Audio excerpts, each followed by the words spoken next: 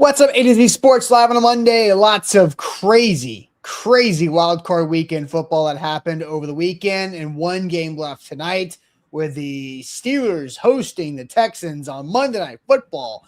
We got a lot to get to here, a lot of coaching developments for the head coach search for the Tennessee Titans that is just about officially 1 week underway, but the Titans have been doing back channel work for months. We are talking about updates with Matt LaFleur and the Packers, updates with John Harbaugh, the former Ravens head coach, as more came out over the weekend, and even some earlier this morning, updates for everybody, updates all around. So we'll discuss a little bit of sweet and sour, some news and some nuggets that I learned middle of last week that I have not quite mentioned on this show yet that have to do with the Packers. And then also we'll discuss who had the best performance on this long list of candidates, JT, in wildcard weekend as we get through it all. But JT, what's up? Welcome, and hope you enjoyed your wildcard games as everybody should have until the one last night. But that's a different story. That's understandable when you look at that game. You knew you were in for one dud this weekend. It always seems like there's some really good games and then there's one blowout game. Instead, there was one non-scoring type game yesterday. Yeah. And so that one just took that place. But good to see you this morning. What's up, A to Z crew? Good to see all of you guys on another Monday morning as the coaching carousel continues to spin, and it's going to be an exciting week of interviews, of moving forward, finding out how this whole thing shakes out, and we are excited to do it alongside you all, with all of you guys in the chat, like Daniel, who says, morning, y'all. Good morning, Scott. Good morning, Bustin' Diamond. Swan. Good to see all of you guys here in the chat this morning. Going to talk about everything that happened this weekend, which I don't know about you, Austin. Maybe this is not what people want to hear on a Monday morning, but I, for one, was excited to just watch football this weekend and not have to worry about the Tennessee Titans or anything like that. Yes. I do. You know, if the Titans were in the playoffs, it'd be exciting because we'd be covering some super exciting football. But it's also kind of exciting when the Titans aren't, so that I don't have to worry about them and can just watch some super entertaining football. So it's kind of, for me at least, it's a win-win situation. And it was exciting. A lot of good football that we'll get in here today. Need a couple things from you guys before we start the show, of course, on this Monday morning. First and foremost, if you're watching on YouTube, we appreciate you guys watching over there. Please hit that like button and make sure you're subscribed as well. It does all of the amazing things with the algorithm that we will never understand, that gets this feed back on to other Titans fans here, feed for them to join in on a Monday morning. If you're watching on Facebook as well, we appreciate you over there as well. Hit that like button. Make sure you like the page and share the show. Just hit that share icon in the bottom right corner to share the show with a Titans fan or friend in your life. And when you're ready, Austin, I'm ready. So let's get this thing going. Yeah. Let's do it. Welcome to the AtoZSports here live on a Monday, powered by the BTA Sports app. I am Austin Stanley. He is JT Runke. We go live weekday mornings at 8 Central Time on Facebook, YouTube, and Twitch. Link to the show segment by segment on our Twitter X timeline. Hit us up there, Instagram, TikTok, and Twitch as well. So also got to make sure that you guys follow us on Google, because Google is doing this thing where you can have preferred sources. So when you Google Titans head coach search update or Titans coaching search update, AtoZSports can show up. That's great for everybody all around, especially because you guys watch and enjoy our show. So we're going to discuss a lot of things here, but do have to thank our sponsors before we get going, and that's Wilson County Hyundai. They make life easier, and when it comes to buying your new car, WilsonCountyHyundai.com, or check them out in Lebanon. The Bone and Joint Institute, boneandjointtn.org, the region's destination for comprehensive orthopedic and sports medicine care. Barton Drury Insurance Group, customized solutions for all of your insurance needs, local and online at bartondrury.com. And Window Nation, take advantage of January's deal. Buy 4 windows, get 4 windows for free, 0% interest up to 2 years. WindowNation.com for a free estimate. Ooh, okay. Titans were busy over the weekend, so I'll go ahead and update you guys briefly on who all they interviewed, because they announced 7, right? 7 official coaches interviewed for the head job in chronological order.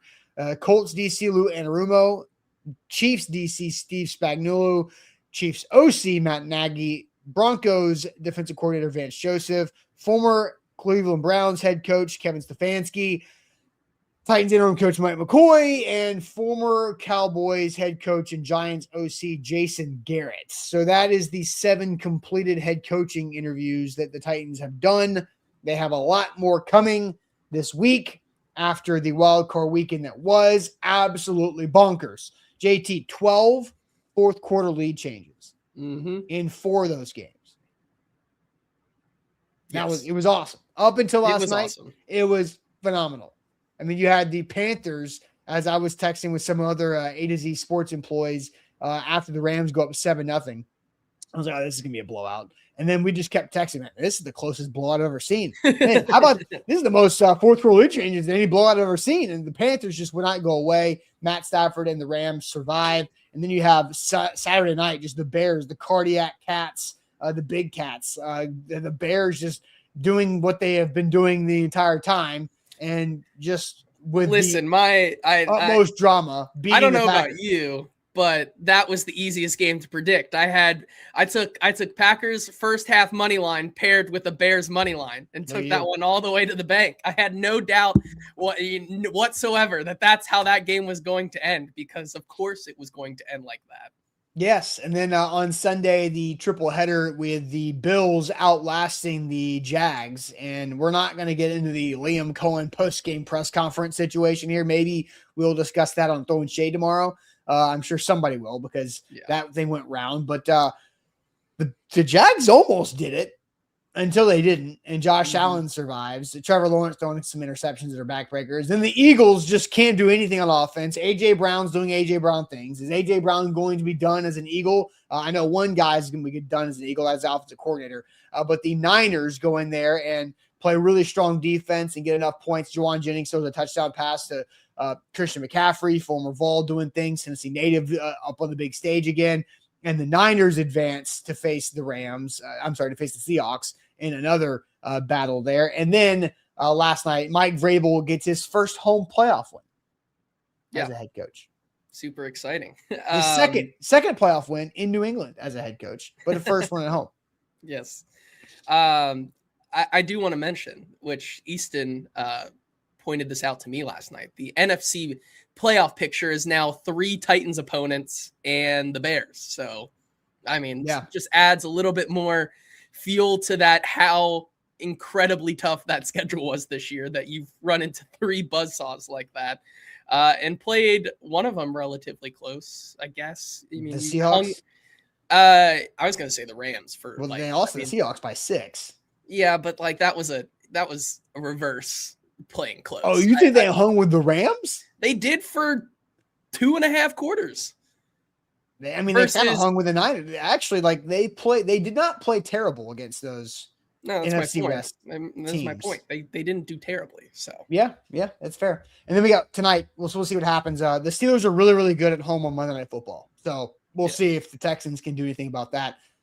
There you go. So all right, updates as the Packers blow a ridiculous lead. Did you see this? They ran the ball 3 times in the second half, up 1 million points, up so many scores, and they just could not. Hard to play defense when you don't burn a clock in the second half. You're always absolutely crazy. And so this kind of leads us into the Matt LaFleur situation. Now there is an update as of 25 minutes ago before the show started about Matt LaFleur and his situation, and we'll get to that right now just to kind of unpack everything. Adam Schefter tweeted out right before the show began, Packers are now expected to try to work out a deal in the coming days to keep head coach Matt LaFleur in Green Bay per sources.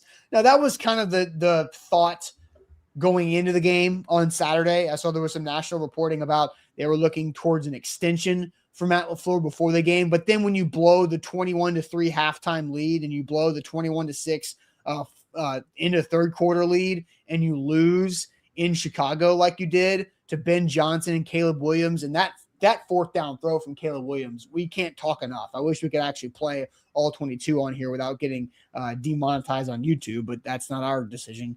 But it was insane.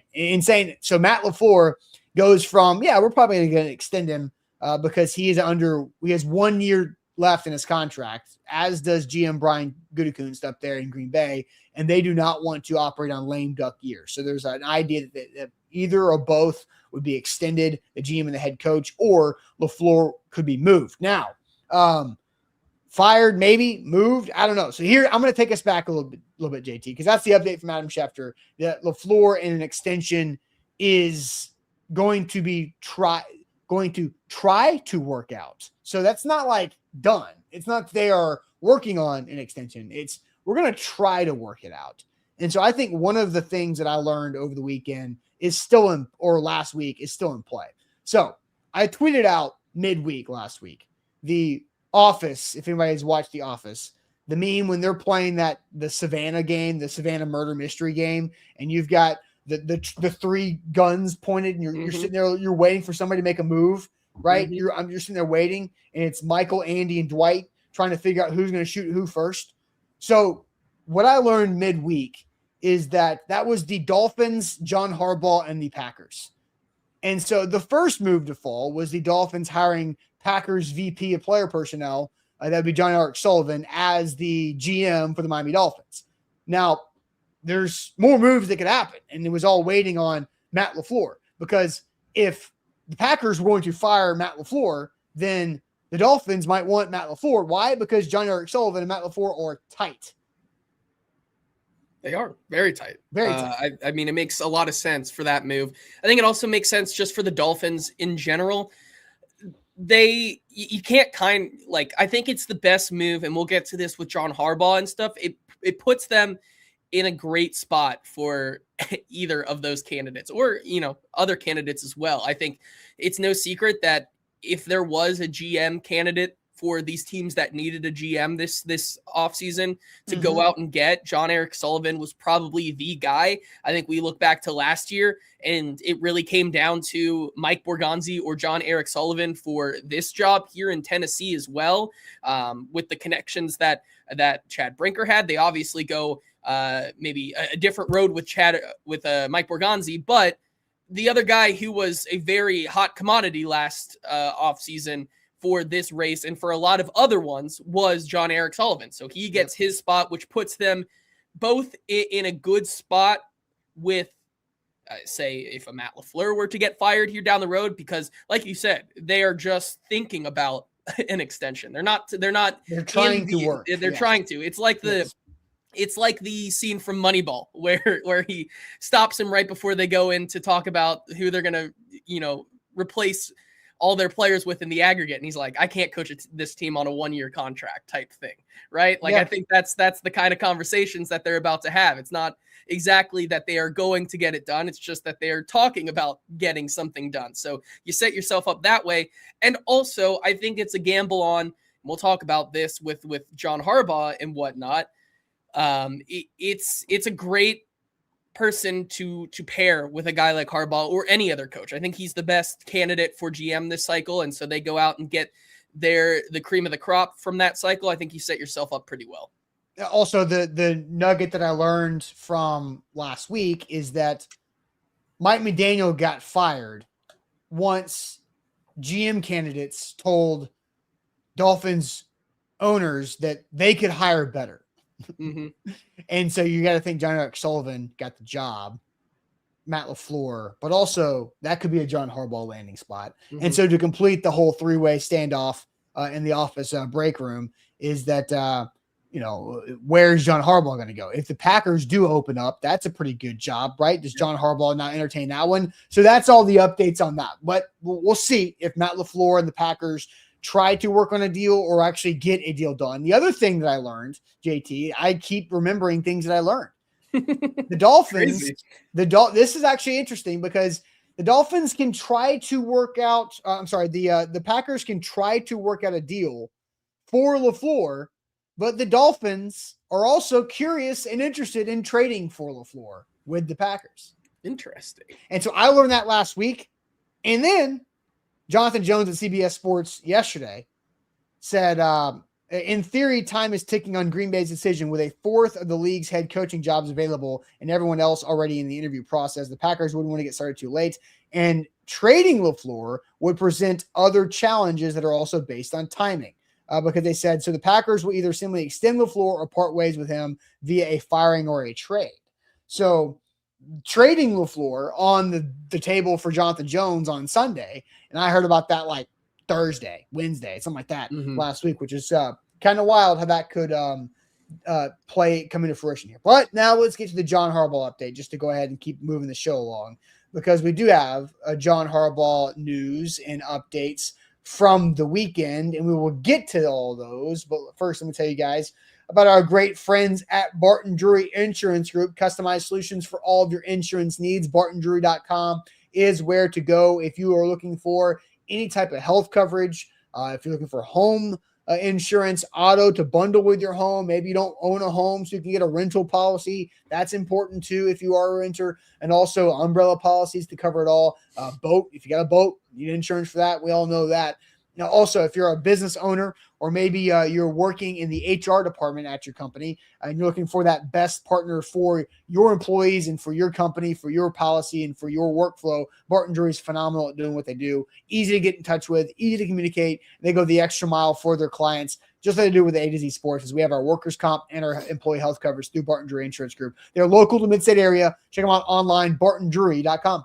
Yeah, also shout out to our friends, BTA Sports. I keep emphasizing this. No better time than like right now to get in with our friends at BTA Sports. Use code ATOZSports to get a 14-day free trial. That now gets you this last wild card game tonight against the Texans and Steelers, where they pretty much agree with the line of all other major sports books, but think this game may be a little higher scoring than the books may perceive there. So you could use that if you're looking to bet on tonight's game.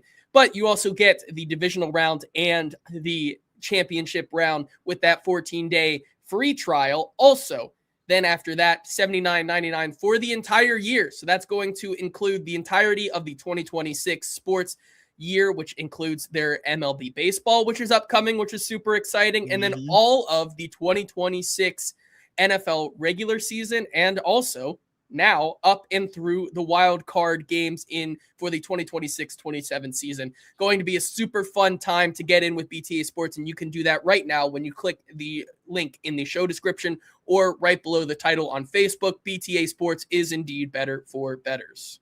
All right, so we got the Matt LaFleur update. Adam Schefter this morning. Packers are now expected to try to work out a deal to keep LaFleur around, per sources, but that doesn't necessarily rule out the trade option, as the Dolphins are very interested in that idea. The John Harbaugh update in two parts, one from Diana Rossini on the left and the other from Jonathan Jones on Sunday. This was from Saturday from Diana. John Harbaugh is spending today, Saturday, and the next few days, today and yesterday, watching film specifically on quarterbacks Jackson Dart and Cam Ward. He's also been in contact with team decision makers while continuing to communicate with potential members of his own coaching staff that I guess they are, whether their contract is still going in Baltimore or expiring in Baltimore. It sounds like all those guys still under contract. So that was Diana on Saturday watching film of Cam Ward. Good development. And then on the right, Jonathan Jones, two sources on interested teams said that their belief is Harbaugh's top choices among the vacant jobs are the Giants and the Falcons in whichever order. Those sources added the Titans are in third, while a third different source said there's real mutual interest between Harbaugh and the Cleveland Browns, which brings us to the Cleveland Browns. So at the top, you have Tony Grossi, who is with ESPN Cleveland. He has been a longtime voice in the Cleveland area. Found out that there are some, per a league source, some requirements from Jim Harbaugh. Here is that back and forth. I talked to a league insider who speculates on what he's heard about Harbaugh's prerequisites to even be interested in your job. Okay. $20 million a year. Not a problem. Not a problem. $10 million assistant coach budget. Not a problem. Okay. Total authority over the roster. And also would like to select his own guy to lean on, personnel guy. Okay, so would he be making the draft picks? Like, you're going to ask this guy? That kind of makes me feel uneasy. Does he want more say over the roster than what he had in Baltimore? Yes. Yes. Ooh. Which would be a total change in the structure here. I think there are 4 definite candidates for Harbaugh to end up with. Cleveland now is, I think, 4th. Okay. Miami, The Giants. and Atlanta. So there is Tony Grossi there. So then you have Jonathan Jones below. Reports of Harbaugh's demands are inaccurate, according to a source with knowledge. Harbaugh will command a high salary base simply off his resume, and some level of roster is inherent in attracting a coach of his caliber. But a demand of $20 million in salary and full roster control is not required to land Harbaugh's services. Other teams will do what they can to work with their way with Harbaugh into the mix. And of course, the biggest question is if other jobs will become available. So there's that update. So obviously that's a lot of demand, right? Yes. So $20 million, according to Sportico, this was back in September, for the highest paid NFL coaches. Andy Reid, number 1 at $20 million. Sean Payton, number 2 at 18 in Denver. Number 3, John Harbaugh with the Ravens at 17. Then you have Mike Tomlin and Jim Harbaugh at 16. Sean McVay and Nick Sirianni at 15. Kyle Shanahan and Mike Vrabel at 14. Ben Johnson and Kevin O'Connell at 13. That's the top 10. So you got a lot of big time coaches there. Yes. So 17 is what he apparently just got fired from. I mean, it makes sense for him to want that pay increase, because obviously if he doesn't get a job, inflation, right? He continues to make that money, and then it kind of offsets. So you're not. I don't think he's terribly interested in a pay cut there.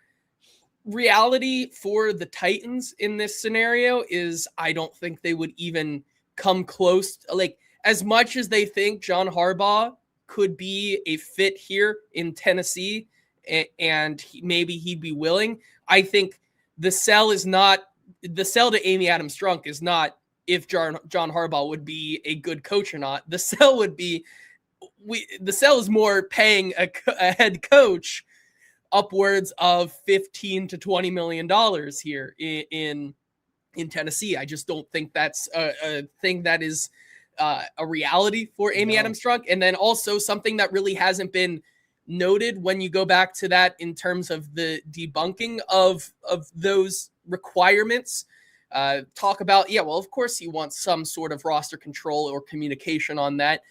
We saw what just happened in Baltimore for him to be on the outs with how they've kind of constructed their team, and the whole Kyle Hamilton playing every single different type of position saga that kind of led to them being on the outs there, at least Harbaugh on the outs there in Baltimore.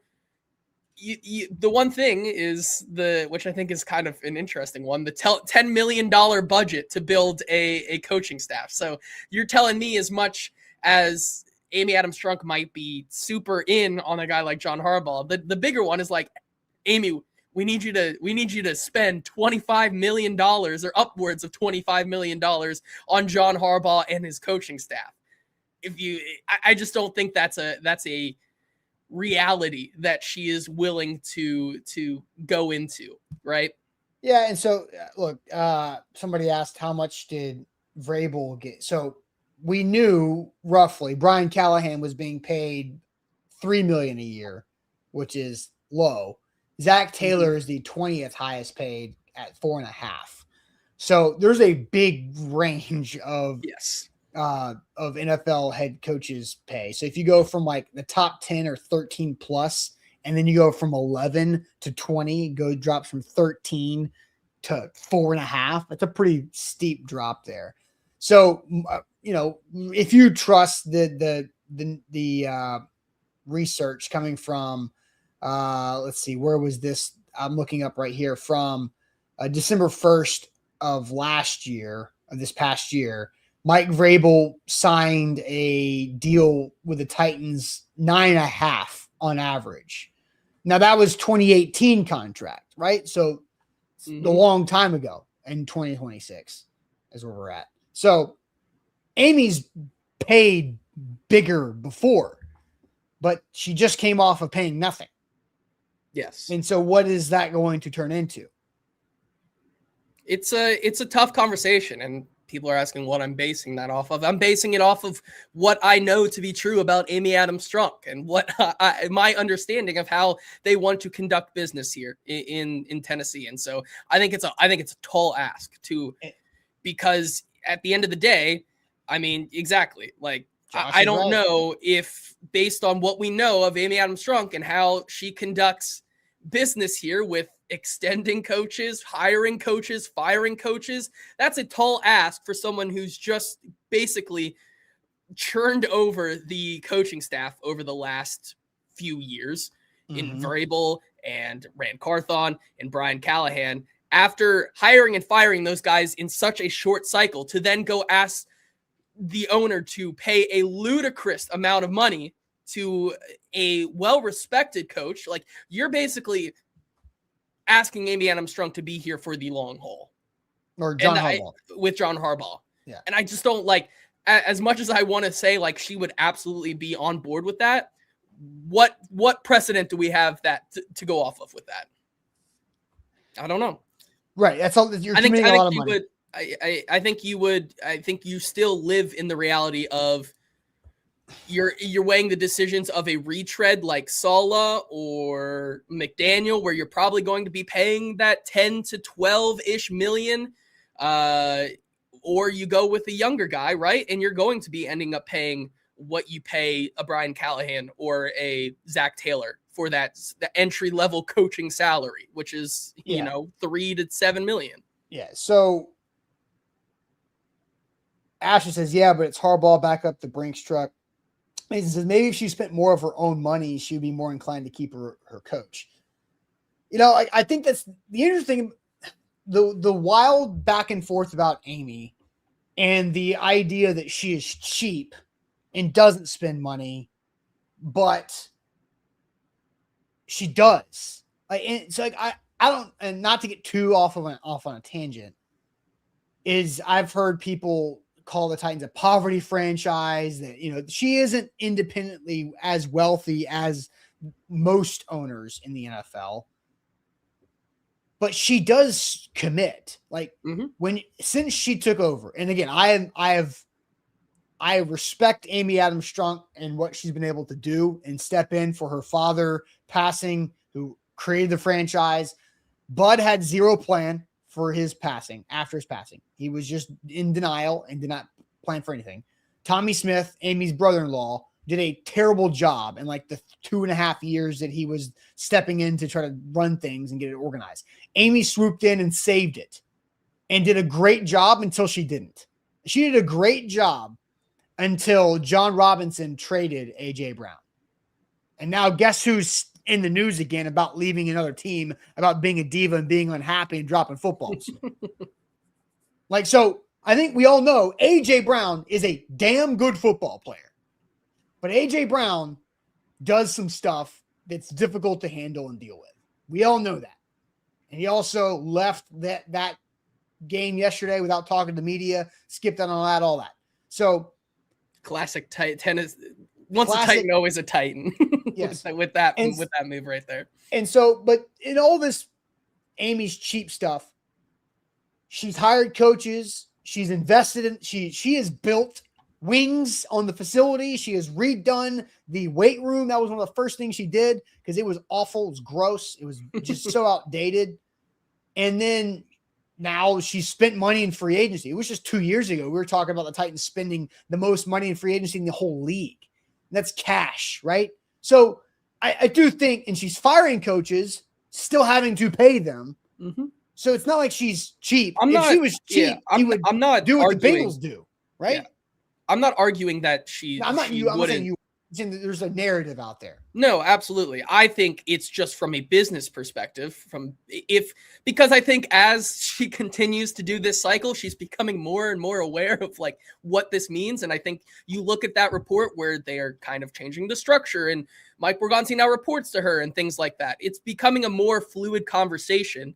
From a business perspective, I don't know if she is willing to commit that type of money to a because it is outside of the cap. It is a big chunk of money there that you're also wanting to to invest in your team. Now, if she wants to do that and she wants to say, we're all in on this working with John Harbaugh and he's here for the next 5 years, no matter what, I don't have a problem with that. And so, okay. I question whether that plan would come to fruition, though. Right. And so just to kind of wrap up the whole cheap thing. So like when she hired Brian Callahan and went on the cheap on that. Now they liked Brian Callahan. They didn't let him out the building. And Brian Callahan was a popular name, right? We all know that. I also think that it is a fair assumption to make that if you were a first-time head coach, you're not going to be making close to $10 million. I think $3 million was the low end of the first-time head coach salary. So why did she do that? Because Mike Vrabel and John Robinson were on the books. Yes. Still.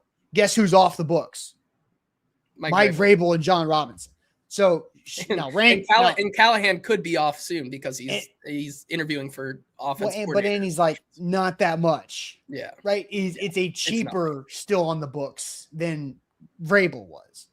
Vrabel's off the books because he's obviously coaching in the playoffs. John Robinson's off the books because it's been 4 damn years or 3.5 years or whatever. So like so maybe now there's an opportunity to go actually spend more on that next coach. And so if it's Harbaugh. So, all right, let's go ahead and dive into this question here. Let's go ahead and just update or reset the John Harbaugh news from the weekend. Diner Rossini on Saturday. John Harbaugh is spending today and the next few days watching film specifically on quarterbacks Jackson Dart and Cam Ward. He's also been in contact with team decision makers while continuing to communicate with potential members of his own coaching staff.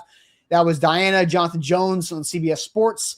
2 sources on interested teams said their belief is Harbaugh's top choices among the vacant jobs are New York Giants, Atlanta Falcons in some order. Those sources added the Tennessee Titans are in 3rd place, while a third different source said there's real and mutual interest between Harbaugh and the Cleveland Browns. So Harbaugh is going to be selective. He is setting up his interviews for this week. I think it's good, the fact that the Titans are involved in that. I do think the Miami Dolphins would be an option here based on what I've learned last week too. But I know that they are interested in Matt LaFleur first. And then Adam Schefter obviously said this morning that the Packers and LaFleur are trying to work out a deal to extend LaFleur to keep him in Green Bay. So JT, let's get to this question. I'll let you throw this question in the chat. Are you sweet or sour on the Titans' chance to get John Harbaugh? So after all these updates, the money, the $20 million that is not maybe, I mean, it's a lot. You're going to have to fork up a lot of money, close to 20, right? Mm-hmm.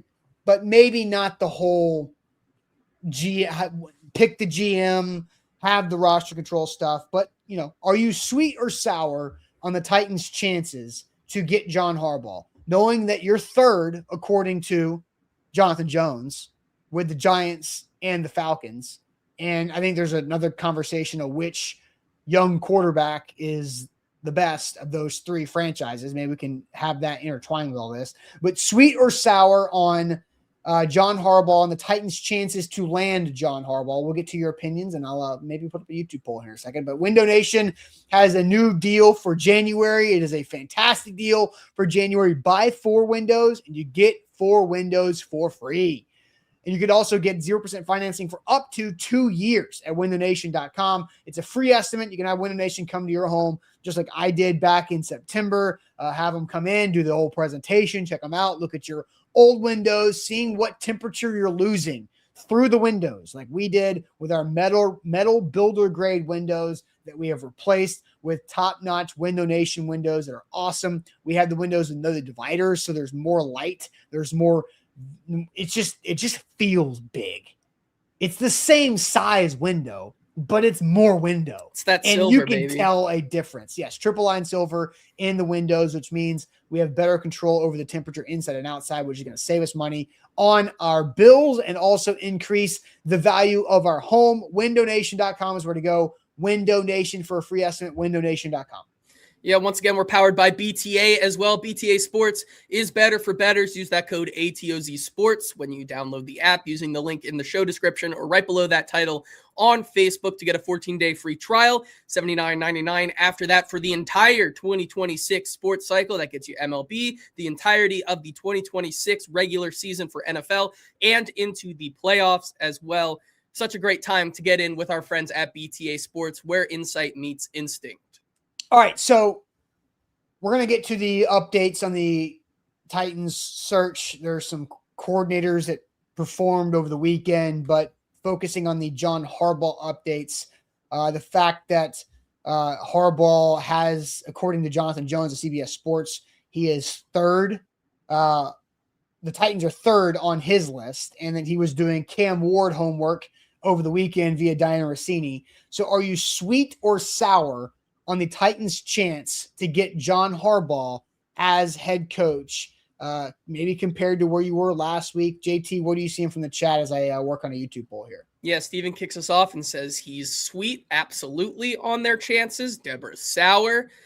Jason R. says sour, it's not happening. Daniel Caribbean says he is sweet on the chance, sour on the coach. So semi-sweet in general there. He's like a Sour Patch Kid. First, they're sour, then they're sweet. Joshua says he's sour. There's no chance. American Toff says it's sweet as molasses.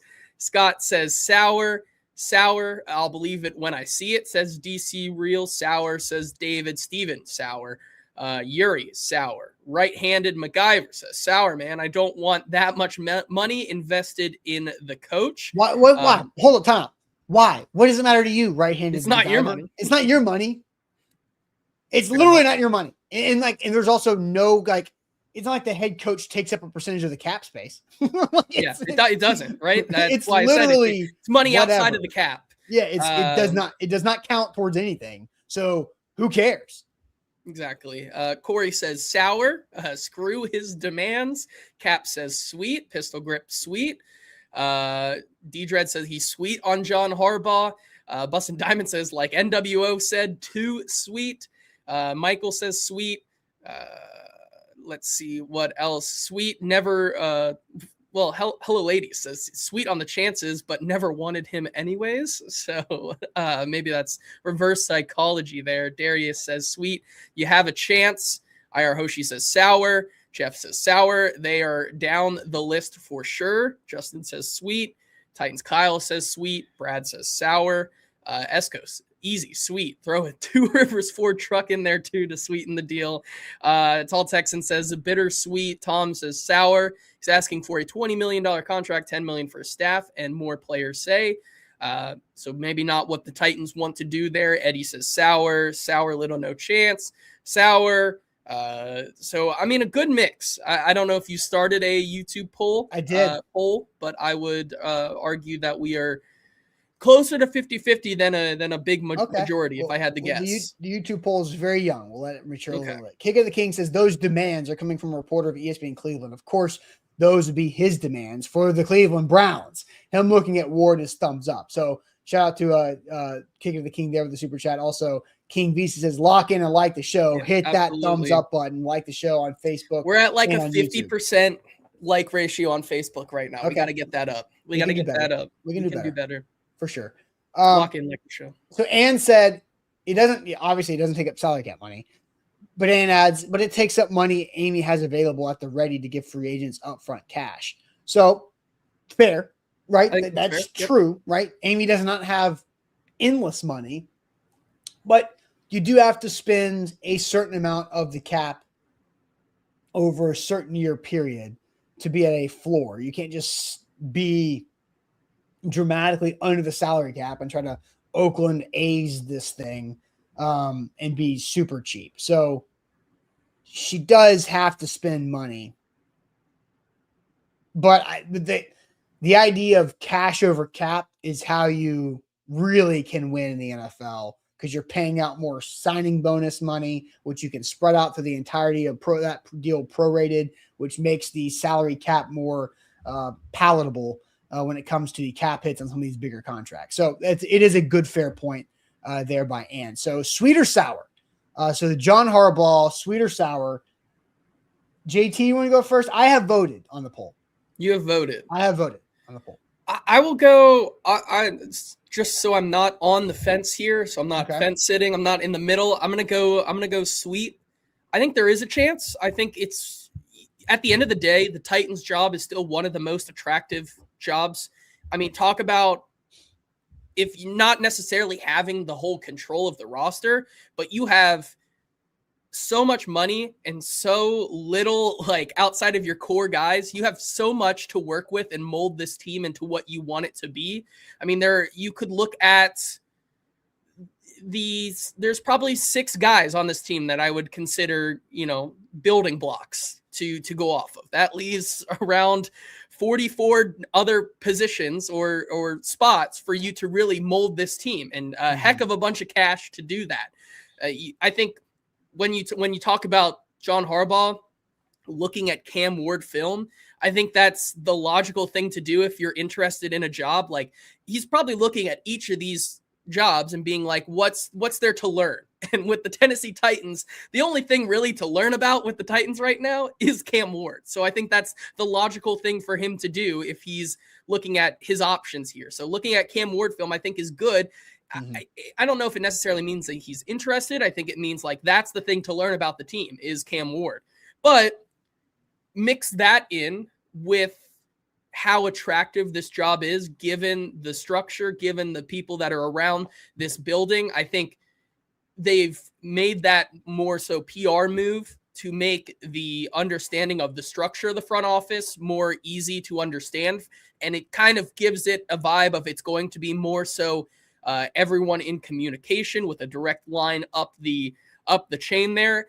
I think there's some interest there. I think also not necessarily part of this, but let's say outside of the Miami discussion or the Titans discussion, everywhere else you realistically could go.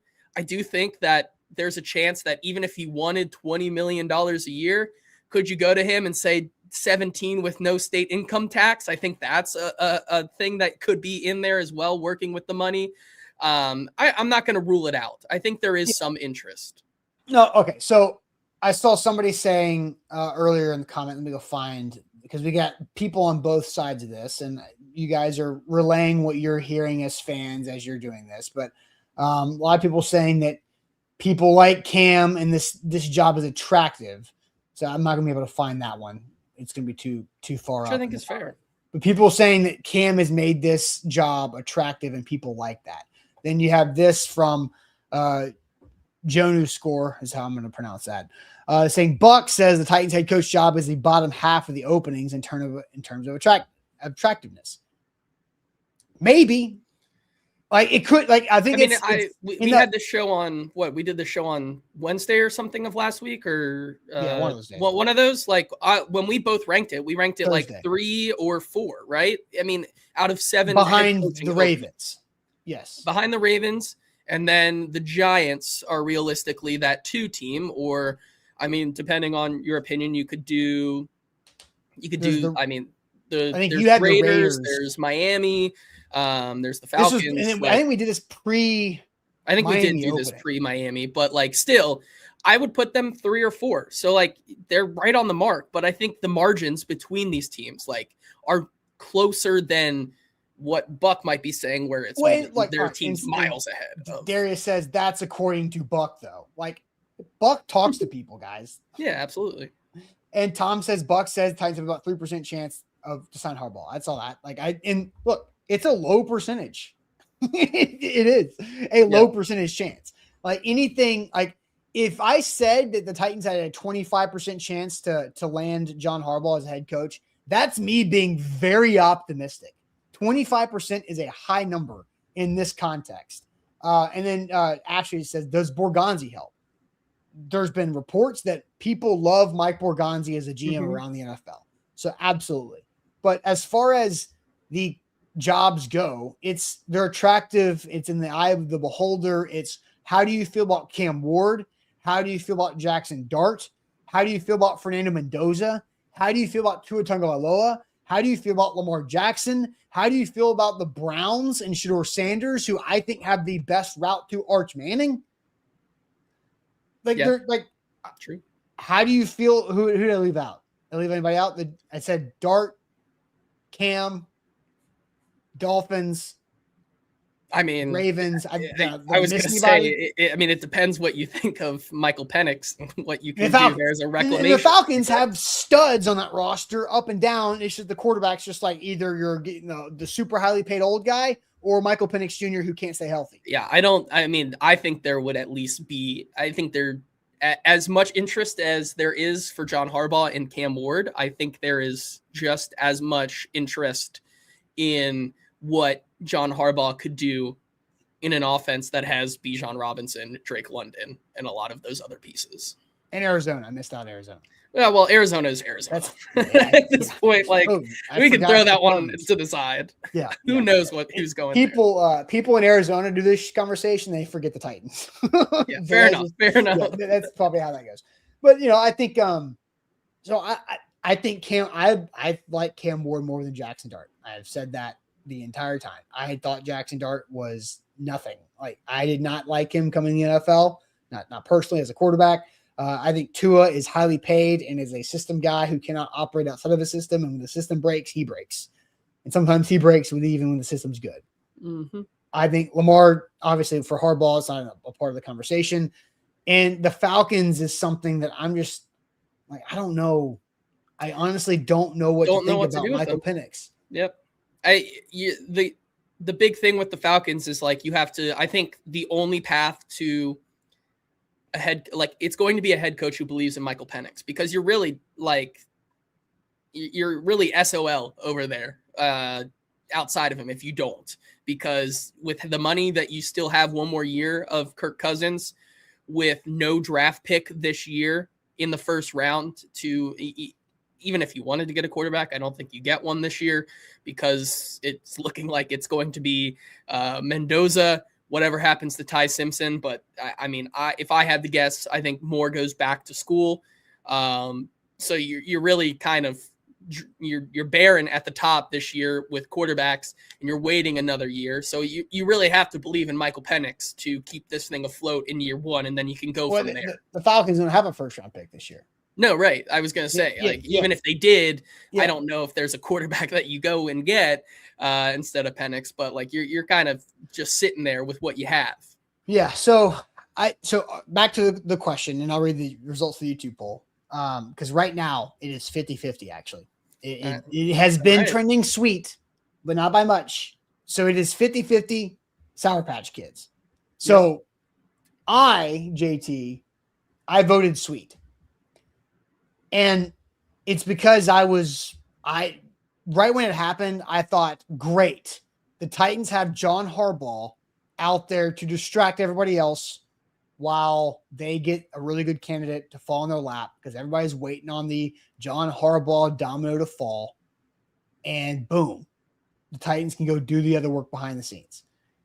But now I think the Titans are legitimately, the fact that John Harbaugh is being selective with his interviews, and the Titans are reportedly, if you want to believe Jonathan Jones, who I think is worth believing as much as anybody else, then they're third behind a top that, the top two that can be interchangeable of the Giants and the Falcons. Now, here's something too. Does anything conference go into this? Because Jim is in the AFC. True. They met in the Super Bowl when they were different, obviously, with the Niners with Jim. So does John want to go to the NFC and see that differently? Andy Reid has been the comp for John Harbaugh. He did that, NFC to AFC. Does John want to go AFC to NFC? And that would be Giants and Falcons. I don't know. I mean, that's not like a very high priority, I'm sure. Yeah, so there's so many other things before you get to that one as a tiebreaker, but that's like right above the coin flip. There's also a wild card situation of Tom Brady and the Raiders right now that, like, I just don't know what their moves are, what they're doing in the background, what they want. I mean, I would have a hard time believing that Harbaugh would want to go there and play his brother twice a year. But I also don't, there may be a conversation to be had that they would be willing to dish a little bit more out to go get him. I mean, the Raiders are no strangers to paying ridiculous head coaching contracts. We've seen that time and time again. If you go all the way back to what they paid John Gruden to be the head coach of the Raiders out there, I mean, they are no stranger to that. So I think they're a wild card, but like it would be out of the left field for him to go there. But like, yeah, I think there is a conversation to be had that a change of scenery conference wise could be something he does, which makes, I would say, the Giants a pretty attractive job for him. Yeah. And he's Baltimore is not a big market by any chance, but it's a bigger, East Coast city. The Giants, obviously, a big East Coast market naturally. And the Falcons, Atlanta's a big market, but not like a big NFL market. Atlanta's a weird sports market. I think we all very weird. All right, so let's. I did end the poll at 51% sweet. I mean, that was kind of my take on it. It's like, I don't want to sit 50-50. Like if I had to pick one, I'm going slightly sweet because I do think there's some interest in Cam Ward and the cap flexibility and the roster molding. I think that is interesting. Also, I'm sweeter than I was last week, right? I would have been more like Buck, around the 3% chance of John Harbaugh being to the Titans. Now I'm a little bit higher. I'm probably closer to double digits, right? Yeah, like a 10%. Yeah, because still the biggest hang up, I think, is the actual cash to John Harbaugh, the salary is what Amy wants to commit to. All right, so let's talk about 4 candidates who had playoff games over the weekend, and we will ask you guys a question about them here in a second. Here's the updated list of interviews as per Easton's tracker. So we know 7 coaches have completed their interviews. Those are Chiefs OC Matt Nagy, Broncos DC Vance Joseph, Chiefs DC Steve Spagnuolo, Colts DC Lou Anarumo, former Browns head coach Kevin Stefanski, Titans interim head coach Mike McCoward, former Cowboys head coach Jason Garrett. Those 7 have completed their interviews. And then you had these 4 over the weekend have their performances. Now, Chris Shula is not on here, but Chris Shula did officially get requested over the weekend. So Chris Shula is one. So the Rams and Chris Shula played. Then you have Packers DC Jeff Hafley. That we got to text Easton on that one. Packers OC Arthur Smith. Good job, Easton. Oh, nice. Wow. I didn't even catch that. Yeah, right. That's a copy and paste failure if I've ever seen one. So we've got so Chris Shula played Saturday. Jeff Hafley played Saturday. Shula in a win, Hafley in a loss. And then on Sunday, it was Niners DC Robert Saleh. And then also on the weekend, you had last night in a losing effort, it is Jesse Minter, who not on this graphic either because he was a late ad. They were Chargers to DC, Jesse Minter. And then you have Steelers OC Arthur Smith tonight. Yes. So let's ask this question. Of these 4, who had the best wildcard weekend performance? Chris Shula in a win, Hafley in a loss, Saleh in a win, Minter in a loss. So which Titans head coach candidate had the best wildcard weekend performance? But first, JT, tell us all about the Bone and Joint Institute. Yeah, the Bone and Joint Institute, the region's destination for comprehensive orthopedics and sports medicine. Whenever you get hurt in life, you have to know who to trust. And that's why we here at AtoZSports trust the Bone and Joint Institute just right up the road on I-65 near Franklin. They have over a dozen specialists who can help you through any type of injury and have a state-of-the-art rehab facility on campus to help your recovery and can do everything under one roof for your convenience, whether that's the clinic, testing, imaging, surgery, and rehab. They have it all. We did a doc talk with them last week going over Cam Ward's injury in that timeline. If you want to go check that out, it's on AtoZSports YouTube page right now. It's a good, insightful watch. And we did that with one of their specialists over there at the Bone and Joint Institute. Don't fumble your recovery. To schedule an appointment at their main location or a satellite location, go to boneandjointtn.org.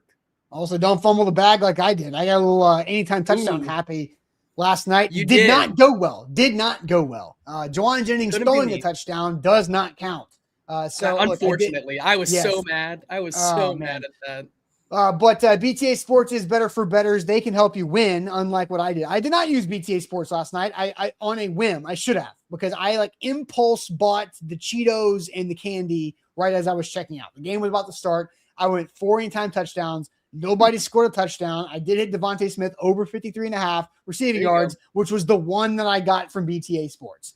So if I would have listened to BTA Sports, or just would have had some restraint there in the checkout line, I wouldn't have lost that. But BTA Sports, better for bettors. Use the code AtoZSports, a 14-day free trial, $79 for a year subscription. You get all the playoffs, all of Major League Baseball, the entire regular season, next NFL season for BTA Sports. Do this. It's a great value. I'm dead serious. It's a great company. They do phenomenal work. BTA Sports. The link is in the Facebook title, the YouTube description. The code is ATOZ Sports for the $79 12-month plan, or ATOZ14 for the $9.99 weekly plan. Both get a 14-day free trial. Better for sports bettors. All right, JT, I'm going to put up a new poll too, because we got 4 options. We can actually find some details on this one. Which Titans candidate had the best weekend as during the wild card game? So the 4 options are Chris Shula in a Rams win, Jeff Hafley in a Packers loss, Robert Saleh in a Niners win, Jesse Minter in a Chargers loss. I will work on the YouTube poll, and I'll have you check out the chat. Yeah, Daniel Caribbean kicks us off and says Saleh, Robert Saleh. Titans Kyle says Shula, then Robert Saleh. Keelan says Saleh. Saleh, in my opinion. Saleh by beating the Eagles. Saleh. A lot of love for Robert Saleh this weekend. Robert Saleh. Tom says Robert Saleh, injured 49ers team, held its own and beat the Eagles, which, I mean, it's the Eagles offense. I don't know if many people have been paying attention to. That's kind of what you get all season. The Eagles haven't scored 20 points in a game against a legitimate opponent in a while. Yeah. William says Robert Saleh. Tall Texan says Robert Saleh playing with grocery baggers and drive-through workers. That's crazy. On the defense there, Ryan says Jesse Minter with that performance in a loss. I mean, I don't know about you. What he was doing with Tier Tart last night, Titans legend, kind of awesome. I mean, Tier Tart was having a day against that Patriots line, even in a loss. Darius says Robert Saleh. Chris said Robert Saleh, but he's still not the best head coach candidate there. Guy says Robert Saleh. Joni says Robert Saleh. Ashley says definitely not the Packers. And so here's where I am on this. I think that's a good one because we have a lot of like the 2 guys who lost. Not their fault. I mean, yeah, that's kind of what I put out this tweet last night, which I mean, got a little bit, but like, I don't know about you, but I think basing your opinion on a head coaching candidate for these coordinators based on a win or loss in a playoff game is like not really good process. I get it. It's in the biggest moment and you'd like to see them perform, but like, what does that mean as a head coach? I don't know if that really, I think it's like, you're like, it should not be everything, but it's a big moment when we're all watching. It's a standalone game. We're all paying attention. Absolutely. It's like the Heisman moment. It happens on a primetime moment in the Big Ten championship game where there's no competition for any other eyeballs. And do you stand up? Do you stand out? Or do you get worked? And it's hard for me to say yes or no on a guy like Hatley. Let me say this. If Matt LaFleur was an offensive coordinator play caller who was up for a job and a hot candidate for a job, and Matt LaFleur as an offensive play caller did not run the ball, did not burn clock, and allowed the Bears to have as much clock advantage as possible to come back and win that game, that's not good on your resume. It's one game, but it's a big moment, right? So I guess that is what you're looking at, right? Like if like Chris Shula gave up points to the Panthers. Yeah, true. Now there was a block punt in there. Mm-hmm. There was a couple other things, like, so not all on him. Yeah, I think it's hard to pin it on one person. It's everybody is involved here. And I think the people that said like Jeff Hafley is now down on my list, like super down, I think is just not understanding that, much like a Titans game this year, just literally had little to no time of possession in that game. Your defense is out there the entire time. I mean, they against the Ben Johnson offense that, was pretty quiet for that entire game, whether that, we're suffocating them in the first because you were really moving the ball well. I think it's hard to really put all of it on one candidate and move them up or down a board in one game sample size. I think it's a data point that you can look to, but I don't think it's everything. So I would say, like, I'm not knocking Jeff Hafley because of that performance.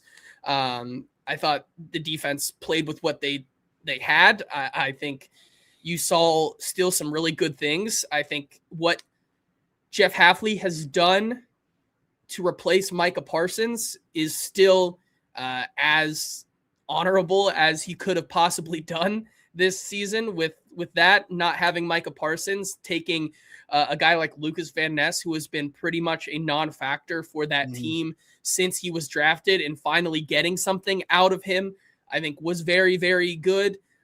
I'm not going to knock him like that.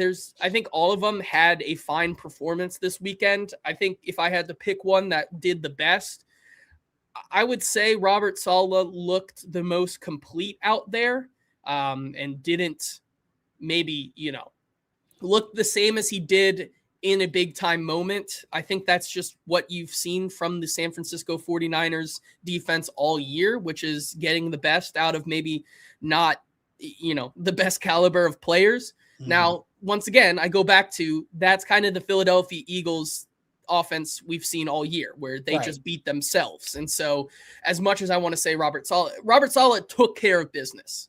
And I think that's what you want to see. So I think Robert Saleh took care of business. I think Chris Shula took care of business. Jeff Hafley was put in a really hard position. And I think Jesse Minter also did as much as he could. Look, Jesse Minter had 3 red zone stops to force a field goal to keep it 9-3 until the fourth quarter. Like, he allowed that. I think Jesse Minter is an option for the best, considering who they were playing against.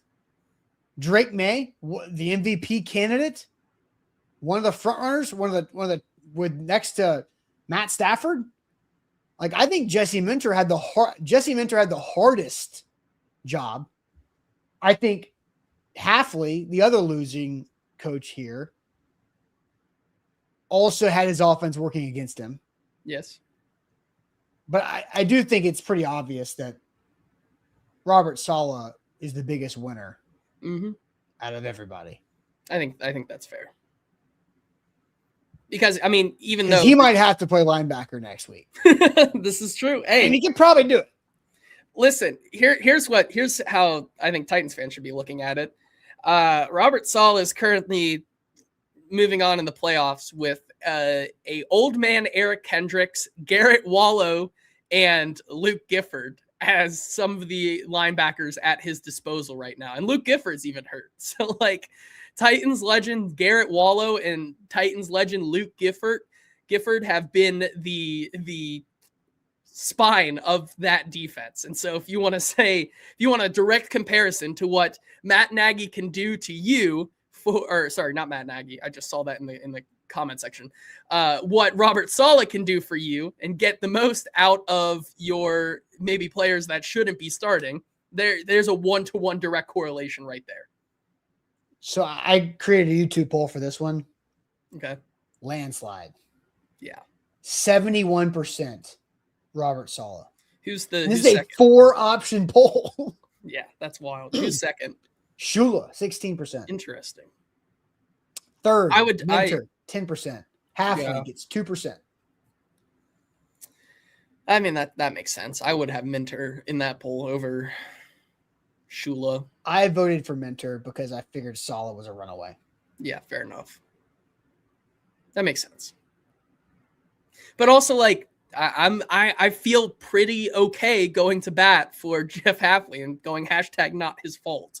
Like, I think that's also like fair. Like, I'm going to go out and say hashtag not his fault. I mean, it is hard to play that much defense in one half in a playoff away game against a offense that was just waiting to break out, because you knew that they were going to finally get they were finally going to get some points on the board at some point. Like, you knew that was going to happen. For even Hafley to stop the Chicago Bears offense like that in the first half and create that much trouble for them and create this narrative that they went into half, just can't do anything, can't get anything done.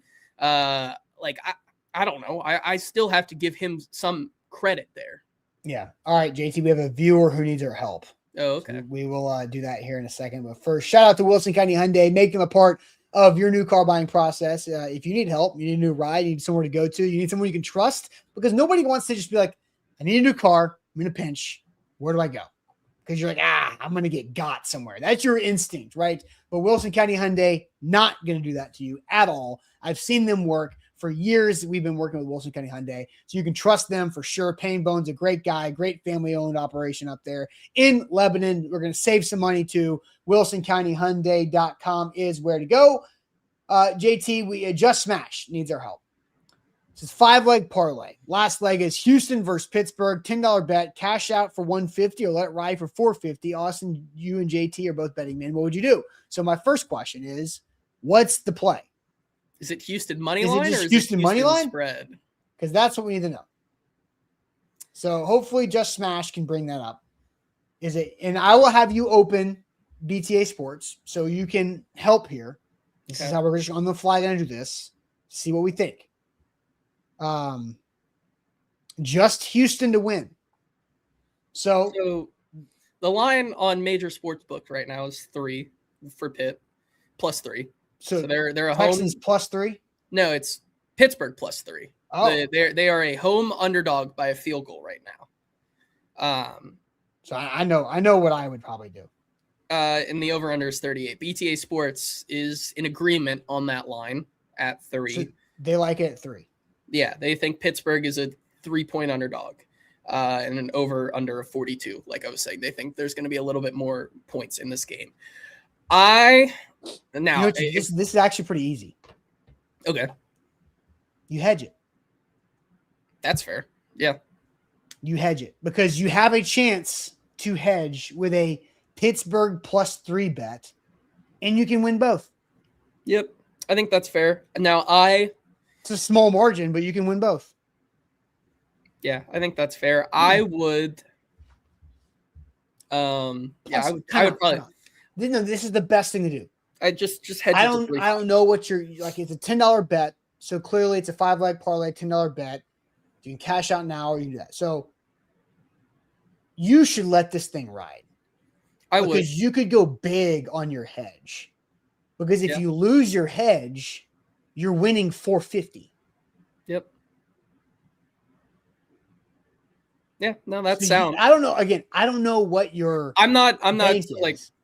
I would go like $30 or $40 on like a 3-5 on Houston on Pittsburgh +3.5. Yeah. I think that is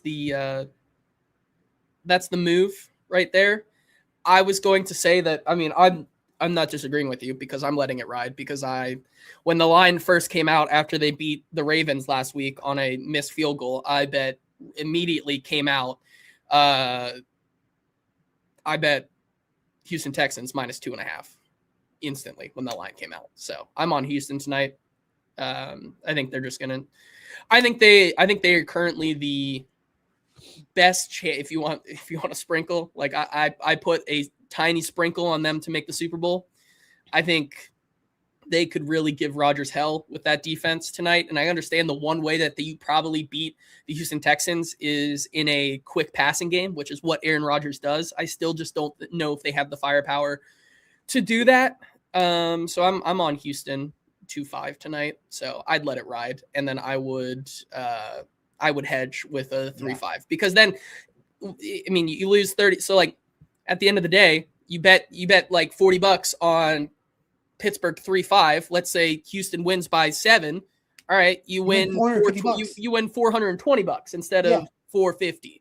Or if they do win, if Houston wins by a field goal, you win both. So that's what I do. So Esco says so. Houston. No, Houston is yes. Houston money line. Houston money line with plus 3.5. Steelers plus 3.5. Yes. Yes. That's how you do it. I'd agree. And Scott says Steelers will win. Book it. I don't know it off the top of my head, but the Steelers record at home on Monday night is ridiculously good. It is. This is true. Aaron Rodgers back in the playoffs. We'll see what happens. It'll be really interesting.